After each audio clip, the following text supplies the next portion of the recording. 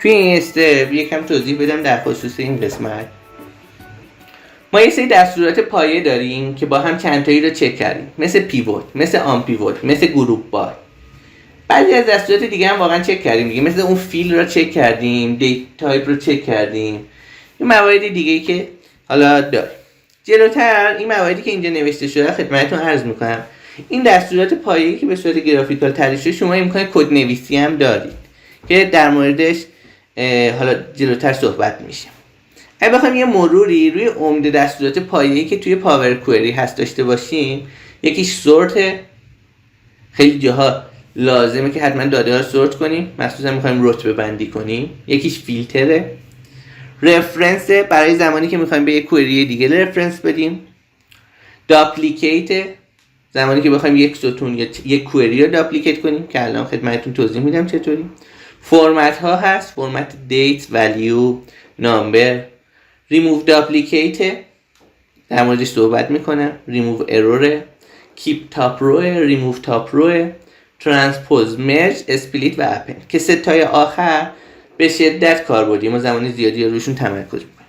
اما اگه بخوایم چند موردی از این دستورات رو با هم دیگه چک کنیم، روی همون Unpivot کالم برم،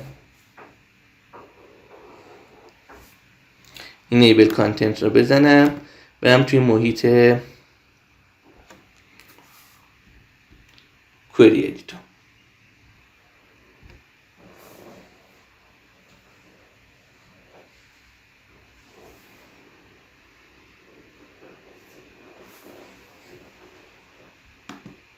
راست کلیک میکنم، ادیت رو میزنم،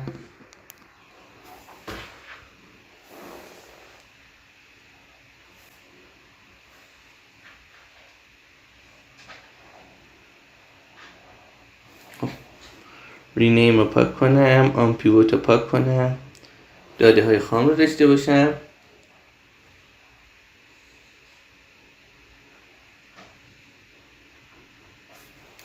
نکته اول این که شما میتونید روی راست کلیک کنید روی یه دونه کوئری، داپلیکیتش کنی یا رفرنسش بدی. داپلیکیت کردن با رفرنس دادن چه فرقی میکنه؟